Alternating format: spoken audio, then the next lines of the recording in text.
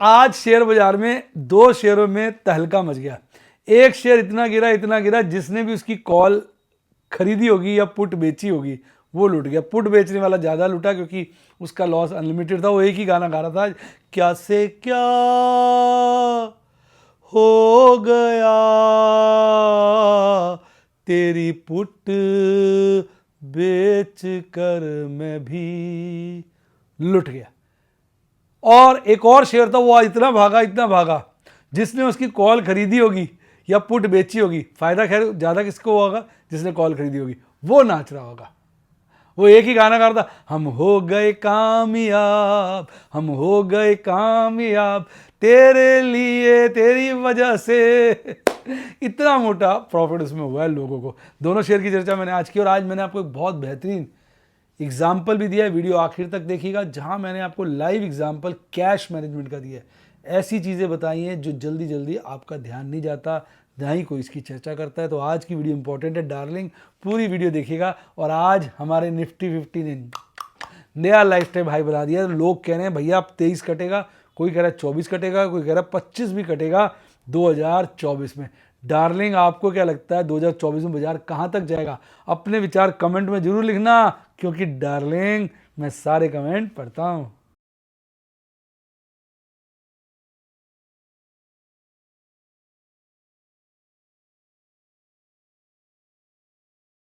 Share बाजार बहुत ही खतरनाक जगह है। यहाँ एक भूल ही फाइनेंशियल तबाही के लिए काफी है। मैं केवल एजुकेशनल वीडियोस ही बनाता हूं, मैं कोई बाय सेल रिकमेंडेशन नहीं देता हूं। चर्चा किए गए स्टॉक उदाहरण के लिए हैं और खरीदने या बेचने की कोई रिकमेंडेशन नहीं है। मेरा यह मानना है कि शेयर बाजार में निवेश किसी के कहने पर नहीं करना चाहिए, बल्कि अपने रिस्क एपेटाइट और जानकारी के हिसाब से करना चाहिए। सदा याद रखें, जिसने ली टिप उसकी हुई डिप। शेयर बाजार में निवेश जोखिमों के अधीन है। निवेश करने से पहले सभी संबंधित दस्तावेजों को ध्यान से पढ़ें। हाय गाइस, आपका स्वागत है आपके अपने show MKJ talks for investment इन हिंदी में। कैसे हैं आप? तो कहेंगे ना, आज बाजार ने जो चकमा दिया है साहब, मजा आ गया। ऐसा चकमा आदमी भौचक्का रह जाए। पहले बाजार को सुबह गिराया गया, उसके बाद अगर आप देखेंगे निफ्टी बैंक काफ़ी तेज, निफ्टी 50 गिरा पड़ा था, और बाद में दोनों ही भाग गए और निफ्टी 50 ने तो कमाल कर दिया, लाइफ टाइम हाई बना दिया। लेकिन मैं आपको बता दूं, आज मूड माहौल बाजार का बहुत उम्दा नहीं था। मैं आपको बताता हूं कारण क्या है, देखिए आपको नजर आएगा। आज हमारे NSE के ऊपर 419 शेयर बढ़े हैं तो 1790 शेयर गिरे हैं। यानी अगर आप रेशियो निकालेंगे तो 1:4 से भी ज़्यादा का रेशियो आएगा, यानी एक शेयर के पीछे 4 सवा 4 शेयर गिरे। आज जो गजब ढा रहे थे वो ढा रहा था टाटा केमिकल। जालिम डार्लिंग 8 फ्यूचर्स थे मेरे पास, इसके बहुत बड़ा मुनाफा इसमें हुआ। तो मैंने कुल मिला के 4 कॉलें बेच दी हैं, 4 फ्यूचर रख लिए हैं, कई सारी ढेरों पुट्टे बेच दी हैं। यानी हिसाब से काम किया है और इसमें बढ़िया सा सिस्टम बनाया है। पीडीलाइट, इसको पिछले महीने मैंने इसकी पुट्टे बेची थी, अब ये भाग गया। ICICI prudential, Oracle financial services, ये टॉप 4 शेयर्स थे आज। दोनों में देखेंगे सबसे भयंकर तेजी टाटा केमिकल्स में थी। और गिरने वाले शेयरों की बात करो तो वहां तो एक अजीब सा, कहते ना, दुस्साहस हो रहा था। क्या हो रहा था? दुस्साहस। और वो दुस्साहस ये था महानगर गैस में। भाई साहब, महानगर गैस 1300 से नीचे बिक गया। आज इसके अंदर 250 रुपये से ज़्यादा का फॉल था, 18-19% की गिरावट देखने को मिली। आज ये सबसे बड़ा एक्सीडेंट था। हुआ क्या, इसने $2.5 मेरा किया, ₹2.5 इसने अपनी गैस के रेट घट गिराए। और एक मिनिस्टर साहब हैं, उन्होंने कह दिया कि जो गैस की कंपनियां बहुत ज़्यादा प्रॉफिट कमा रही हैं, वो बेनिफिट कस्टमर्स को पास नहीं कर पा रही। ऊपर से ब्रोकरेज हाउस ने इसका टारगेट जो है 1405-1410 के आसपास दे दिया। बस मिल गया बेयर कार्टेल को मौका, उसने दबा के इसको नंगा किया। मैंने इसके 2 फ्यूचर शॉर्ट किए हुए थे, वो फ्यूचरों में बड़ा प्रॉफिट आ गया। उनमें से एक मैंने स्क्वेयर ऑफ किया, लेकिन क्या था, उस मैंने पुट्टे भी बेची हुई थी, वो पुट्टों में भारी नुकसान है। तो देखते हैं उसकी डिलीवरियाँ लेंगे या आगे देखेंगे। पर अभी मैंने एक फ्यूचर स्क्वेयर ऑफ करके प्रॉफिट कमाया, जिसकी चर्चा मैं आपको आगे दिखाऊंगा। L&T फाइनेंस, मन्नापुरम और IGL। जैसे महानगर गैस गिरा ना, इसको देखते देखते और गैस कंपनी में भी गिरावट आई, हालांकि महानगर गैस सबसे ज़्यादा गिरा। तो ये तो थे आज के मेजर 2 एक्सीडेंट। एक गुड वाला एक्सीडेंट कह लीजिए, एक बैड वाला। गुड वाला एक्सीडेंट हो गया टाटा केमिकल का और बैड वाला हो गया MGL का, और दोनों में मेरी बहुत सारी पोजीशन है। तो भाई मार्केट में फियर का माहौल जारी है। अब मार्केट मूड जो है वो गिर गया है। कल उसने एक 45 के आसपास का अच्छा लेवल बनाया था, जहां से गिरकर 38 के लपेटे में आ गया है। अब अंतर्राष्ट्रीय इंडिकेटर्स की बात करूं तो कोई रेस्पाइट नहीं है वहां पर, वही पोजीशनें अभी चल रही हैं। US डॉलर इंडेक्स अच्छा खासा 103 के लेवल पे है, थोड़ा सा इसको हम नेगेटिव साइड पे रखेंगे। ब्रेंट क्रूड ऑयल 80 से खासा ऊपर है, नेगेटिव साइड पे रखेंगे। US INR ठीक है, रीजनेबल है, इक्वल दे देते हैं, और ये भी थोड़ा नेगेटिव है जब तक 4 से ऊपर है। 83 के ऊपर जब जाता है ना USD INR, तब मुझे बुरा लगता है, तब तक मैं इसको मान के चलता हूँ ठीक है। आज बड़े दिनों के बाद FIs का एक परिवर्तन रैली देखने को मिली, जहां उन्होंने कैश सेगमेंट में भारी खरीदारी करी, इंडेक्स फ्यूचर्स में भारी खरीदारी करी। हालांकि स्टॉक फ्यूचर थोड़े हल्के करे, उसके बावजूद भी आज बड़े पीरियड के बाद 3700 करोड़ से ऊपर की नेट खरीदारी है। और DIs तो अपने वचनबंद है खरीदने के लिए, वो तो लगातार खरीद रहे हैं। 2150 की खरीदारी करी आज बड़े दिनों के बाद 5000 के लपेटे में। हालांकि पूरी 5000 नहीं थी, 4916 करोड़ की नेट खरीदारी आई, तो बाजार को तो भागना था ही। अब अगर हम पर लॉन्ग बताऊं तो FIs की लॉन्ग जो है इस वक्त इंडेक्स फ्यूचर्स में तो है 39, काफ़ी रीजनेबल है, और स्टॉक फ्यूचर में 51, दोनों जगह पे रीजनेबल है। इतना खतरा FI से हमें नहीं है। इस चार्ट को मैंने डिस्कस कर लिया। अब निफ्टी 50 की बात करते हैं।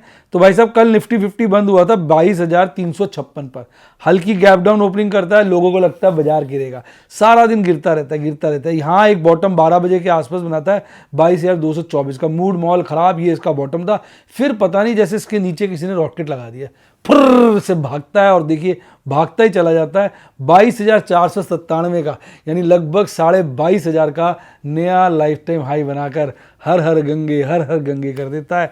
लेकिन आज इसमें अगर निफ्टी 50 में देखेंगे तो 34 शेयर भागे हुए थे, 16 शेयर गिरे हुए थे। यानी निफ्टी 50 में तो बायस तेजी की तरफ था, लेकिन ओवरऑल मार्केट में बुरी हालत थी। 1:4 के हिसाब से एक शेयर बढ़ा तो 4 शेयर गिरे हुए थे। यानी ओवरऑल इसका कारण ये माना जा रहा है कि मिड कैप स्मॉल कैप में भारी गिरावट है। उसके पीछे कारण ये है कि सेबी को लग रहा है कि mid cap small cap mutual fund में बहुत पैसा आ गया है। उन्होंने कुछ रिस्ट्रिक्शंस डाली हैं, कुछ टाइट किया है म्यूचुअल फंड्स को, भाई बहुत ज़्यादा पैसा लेके आप इन्वेस्ट मत करें। एक बबल सा क्रिएट होता नज़र आ रहा है, जिसके चलते क्या है, अब वो रुके हैं तो लोगों को पैनिक हो गया है, लोगों को लग रहा है गिर जाएंगे। वो अपने शायद म्यूचुअल फंड भी रिडीम कर रहे हैं, पैसे निकाल रहे हैं, जिसके चलते स्मॉल और मिड कैप शेयर में भयंकर गिरावट देखने को मिली। तो यही शेयर बाजार है। लोग कहते हैं कि मौके आते नहीं है, मैं कहता हूँ डार्लिंग, मौके हो या धोखे आते ही रहते हैं। आपका क्या विचार है कमेंट में ज़रूर लिखना, मैं सारे कमेंट पढ़ता हूँ। आज आग लगी थी बजाज ऑटो में, इसका वो भी खुल गया है। बायबैक 10,000 के ऊपर है, आप बायबैक के लिए अपने शेयर दे सकते हैं, 10,000 के ऊपर है। कोटक महिंद्रा जो बिल्कुल गिर मिर गया था, आज हिल मिल गया है, काफ़ी ऊपर था। Axis Bank, Bharti Airtel, SBI life, Sun Pharma, Divi's lab, ये सारे शेयरों में अच्छी भयंकर तेजी देखने को मिली।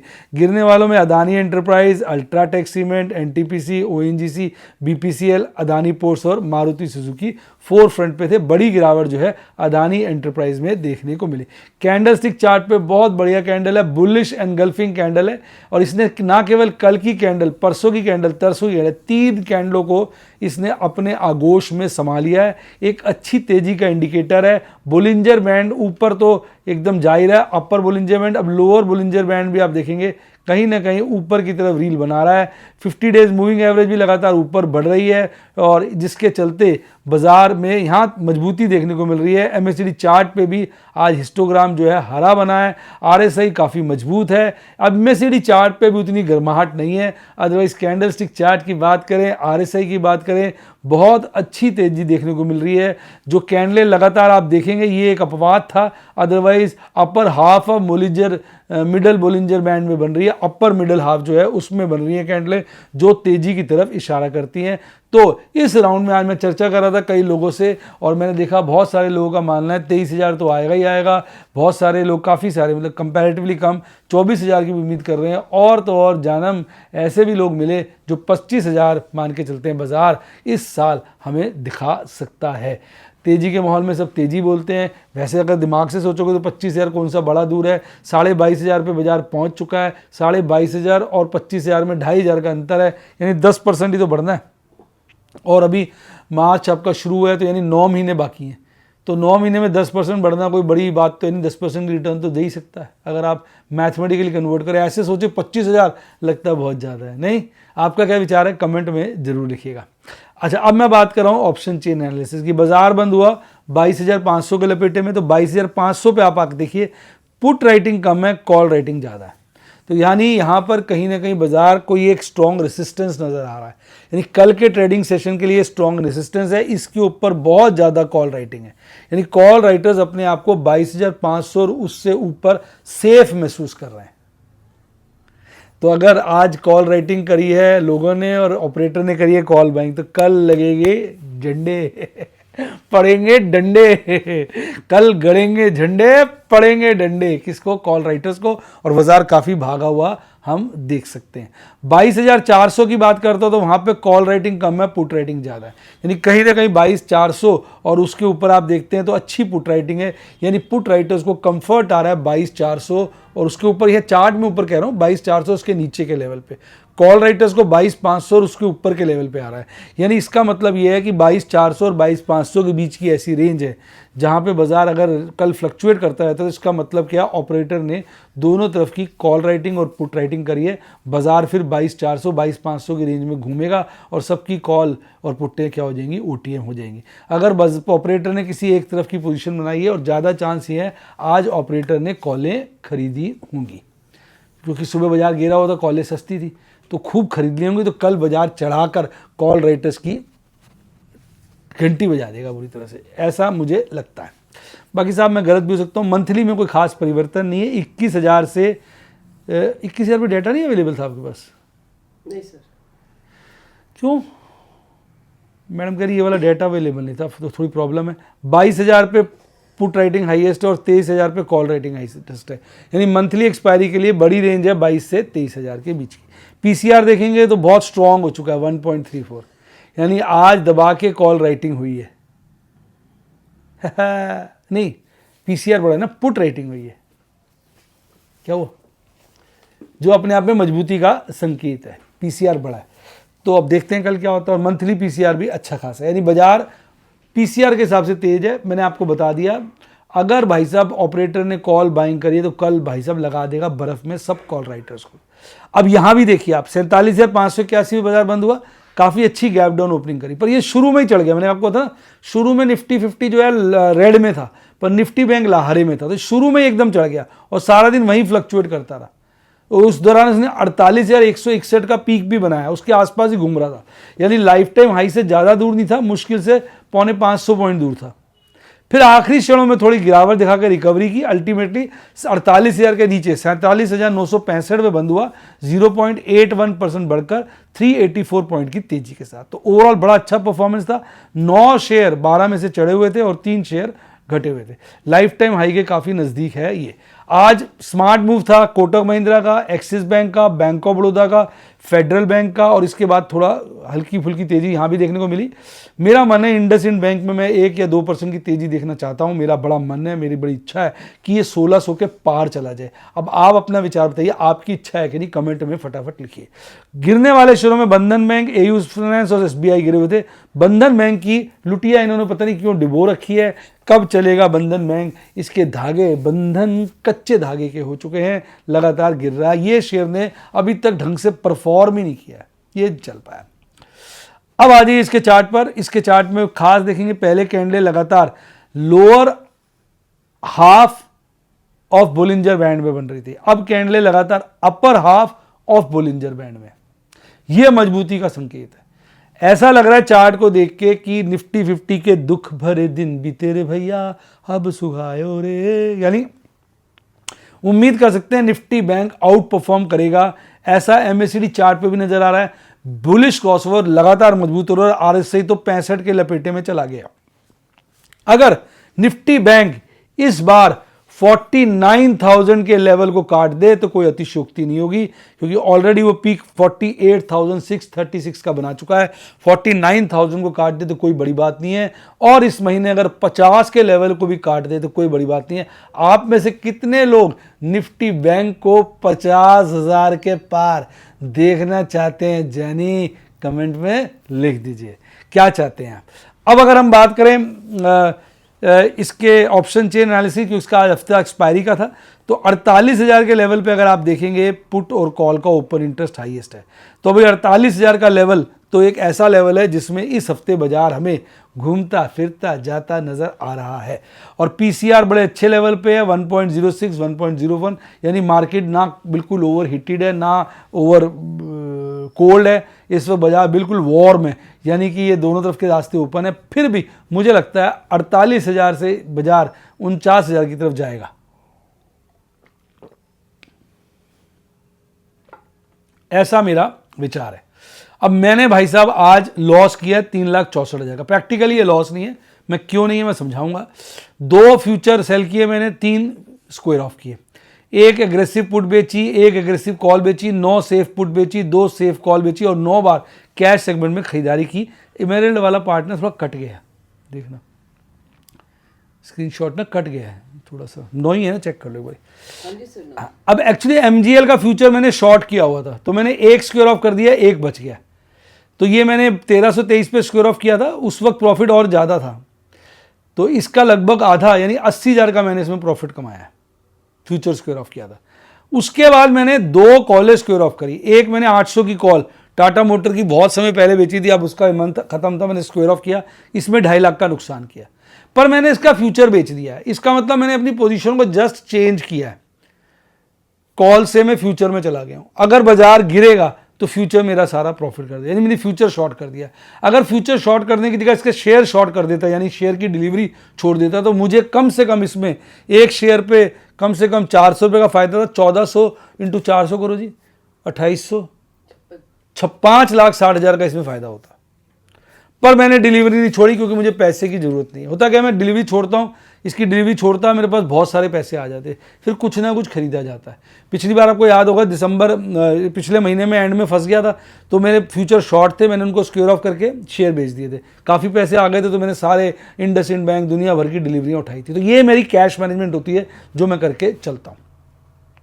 तो इस तरह से कैश मैनेजमेंट करता हूँ। कई बार बच्चे पूछते हैं, अब मैंने रिजर्व कर लिया, फ्यूचर शॉर्ट किया हुआ है, जैसे एमजीएल का फ्यूचर शॉर्ट किया था, आज स्क्वायर ऑफ कर दिया। अगर बाजार गिर जाएगा तो जो लॉस है कवर हो जाएगा, अगर बाजार चढ़ता है कोई दिक्कत नहीं, जब मुझे पैसे की जरूरत पड़ेगी फ्यूचर स्क्वायर ऑफ करूंगा और शेयर बेच दूंगा, मेरे पास पैसे आ जाएंगे और अपनी जो भी टाइट पोजीशन है उसका सॉल्यूशन निकाल लूंगा। अब देखिए ना, इसमें मेरे पास करीबन 14 लाख रुपए रिजर्व में पड़े हैं। ऐसे ही मेरे पास एक और मैंने स्क्वायर ऑफ किया, 14 28 लाख रिजर्व में पड़े, तो 28 लाख मेरे पास पड़े हैं ना। अगर बाजार में बड़ी गिरावट आती है और मार्क टू मार्केट हो जाए तो 28 लाख रुपए का तो मैं अरेंजमेंट कर सकता हूं ना। तो ये मेरी स्ट्रैटेजी होती है कैश मैनेजमेंट। कैसी लगी आपको स्ट्रैटेजी, कमेंट में जरूर बताना। इसके मेरे पास 3 लॉट थे 850 की कॉल के, 2 रह गए हैं। एक मैंने आज स्क्वायर ऑफ किया था 163 पे, और इसका भी फ्यूचर शॉर्ट किया था। इस 3 लॉट के ऊपर 5,82,000 का लॉस है, तो लगभग 6 लाख कह लो। तो एक के ऊपर मैंने 2 लाख का लॉस बुक कर लिया, 2 का लगभग यहाँ कर लिया, 2.5 का लगभग यहाँ कर लिया, 2, 2.5, 4.5 में से 80 लगभग यहाँ रिकवर कर लिए, तो मोटा मोटा 364 बनता है। उतने का मैंने आज लॉस कर दिया, मैंने राउंड में बताया ना कैलकुलेट करके।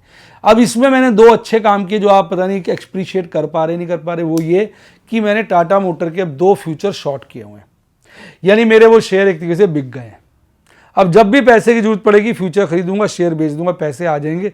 जब भी मैं मार्क टू मार्केट में फंसूंगा तो इस तरह से मैं अपनी कैश की कमी की पूरी करूंगा। तो मैं आजकल अरेंजमेंट बना के चलता हूं कि भाई साहब दिक्कत आ जाए तो कैश की पूर्ति कैसे करनी है, उसका तरीका डार्लिंग मैंने निकाल रखा है। डार्लिंग, आपको ये तरीका कैसा लगा जरूर कमेंट में बताइए। तो ये थी आज की कहानी। तो यही मैं अपनी वीडियोस के द्वारा सिखाता हूँ, समय समय पर अच्छे शेयर्स में किस तरह से खरीदारी करता हूँ, थोड़े थोड़े खरीदता हूँ, एमकेजे क्रीपिंग स्ट्रैटेजी लगाता हूँ, एमकेजे फ्यूचर कॉल स्ट्रैटेजी लगाता हूँ, फ्यूचर पुट स्ट्रैटेजी लगाता हूँ। इस तरह से मैं सारे आपको वीडियोस और डेमोस के द्वारा चीज़ें समझाने की कोशिश करता हूँ। मैं कोई टिप नहीं देता। कोई मेरे से पूछ लेता है सर हम ये शेयर खरीद लें, ये शेयर बेच दें, मेरा एक ही जवाब होता है कि भाई आप अपने रिस्क एपेटाइट से काम करिए। मैं आपको एडवाइस करने के लिए नहीं प्रेरित करता, मैं आपको केवल एजुकेट करता हूं। मैं बताता हूं कि मार्केट में कैसे रिस्क मैनेज उठता है, कैसे चीज़ों को करा जाता है, किस तरह के हमारे पास स्ट्रैटेजीज अवेलेबल सिंपल हैं, वो मैं आपको वीडियोस और डेमोस द्वारा दिखाता हूँ।